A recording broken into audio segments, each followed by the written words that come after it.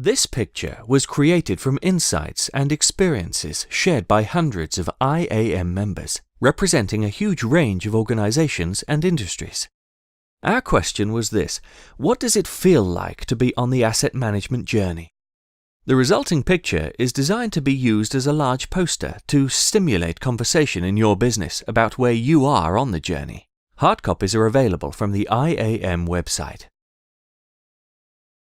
Before they start the journey, most organizations find themselves making asset-related decisions reactively and in isolation. Cost, risk, and performance all need to be factored in, but each factor has its own team, its own specialism, and its own language, and no one seems to be able to translate between them. Here's a typical organization. The leadership team, who make the strategic decisions at the top, are far removed from the reality of the assets at the bottom. There's a clearly understood pecking order from finance and planning down through projects and engineering to operations and maintenance at the bottom. Each bubble represents an individual tribe with its own leaders, language, customs, rituals, assumptions. Decisions are taken based on the limited information that's available locally and therefore tend to be very reactive. Here's a typical example. Something happens to an asset that causes a major disruption. This could be anything: a material failure, an environmental incident, a technical fault. Amidst the panic, there's excitement because those first on the scene feel pride in their ability to handle the crisis, and heroic behavior is something the culture rewards. In the immediate aftermath, the risk tribe homes in on the incident and tries to eliminate the possibility of it happening elsewhere. Because the causes are unknown, they make sweeping decisions, which the engineering tribe across the way sees as an overreaction. Unfortunately, there doesn't seem to be any way of translating the engineer's experience and intuitions into a risk model that the risk people will understand. The maintenance people are upset because they'd been warning about this for years. Now customers start leaving as service declines, with direct financial consequences. As cash dries up, finance start delaying capital investment, which leads indirectly to further incidents, and round we go again. Notice some of the things going on here. Everyone's making good decisions based on their own limited understanding of the world. These are good people. They have certificates, standards, and processes. Unfortunately, they're contributing to a system that, as a whole, is not making the best possible decisions because they're not made from the perspective of the overall system. Add to this a multitude of external contractors, suppliers, and outsourcers, and the idea of making joined-up whole system decisions can seem hopeless. So how do organizations move on from here? The energy for change comes from two sources: top-down and bottom-up. Starting with the bottom-up energy, many businesses already have a groundswell of pioneers trying to break down the barriers. These people know the business needs collective decision-making and are building networks across boundaries to try and make this happen. As for the top-down, sometimes the impetus is personal, as senior leaders take responsibility for change. Other times it's external pressures from owners, regulators, and the like. This often leads to a drive for certification.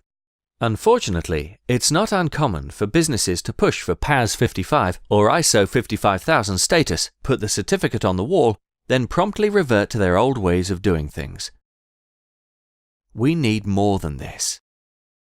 ISO 55000 certification is in many ways the start rather than the end of the journey. The standard gives a framework for reconnecting the assets and the organizational objectives in business decision-making.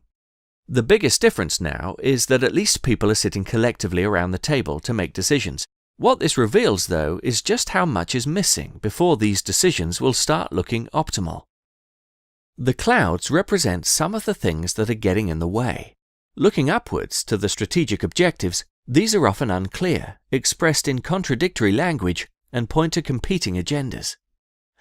Looking down towards the assets, without the historical data, we end up relying on proxies and assumptions. Many of the processes that give us the information are not yet defined or embedded. With such an imperfect system, the big danger is cynicism that the organization as a whole isn't going to change. This can lead back into blame games. For example, the business may have invested in a decision support tool that no one really understands. Local maintenance staff then feel aggrieved that their professional judgment is being ignored. At the same time, an increase in awareness of asset management concepts and techniques can lead to a real sense of empowerment. The danger is that unless the culture changes as well, empowerment just fuels the creation of new silos. Although this stage may be imperfect, just having a system that brings people together to make decisions will inevitably yield quick wins, providing impetus for further investment in transformation activities. Unfortunately, these activities can't all happen at once. So there need to be winners and losers, as interventions are prioritized according to what will yield the greatest benefits for the whole. But in a way, this is the shape of things to come. Until individual teams are prepared to accept that the right decision for the overall business may appear to be the wrong decision for them locally, optimal asset management decisions will not be possible. So, looking forward, what is an optimal asset management decision? We can state in general terms that it's the decision that maximizes the long-term value of assets by aligning them to the objectives and purpose of the business. But what that looks like will vary markedly from business to business and industry to industry. That said, there are a number of factors that all outstanding asset management organizations have in common. Firstly, they have leaders who walk the talk. They don't just tell people to collaborate, they model what collaboration looks like. Secondly, these organizations embed asset management as a philosophy of continuous improvement, rather than seeing it as a one-time transformation program. It's an ongoing journey, not a destination.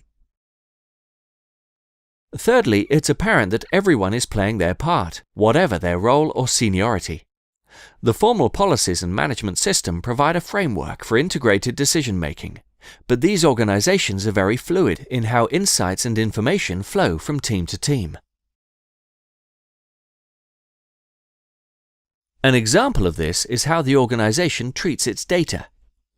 Good decisions rely on good information. With a shared understanding of the decisions they need to make, teams can reach a consensus about the information they need to make those decisions, and the best way to get hold of and maintain it collaboratively, which may or may not involve IT systems. In an asset management culture, information is treated as an asset and cared for in its own right, for the good of the entire organization, as well as for future generations. But perhaps the most striking difference in an organization with a culture of asset management is what it feels like to be part of. Because the organization is always learning and improving, risks become more contained and incidents become far less frequent. This creates space to think more expansively about the possibilities for greater innovation, about the longer-term future, about what could be learned from other industries, or even about the organization's very reasons for existing. This is the journey our members have described to us. So where are you? What elements of the picture seem most familiar to you? Who do you need to talk to move things forward in your business? The IAM has been helping many organizations and individuals learn and understand more about these challenges and, importantly, how to meet them. Why not find out more about our resources and guidance? Here are some of our activities, products and services. Maybe you'd like to participate in our community. And of course, all these resources are free or discounted to members.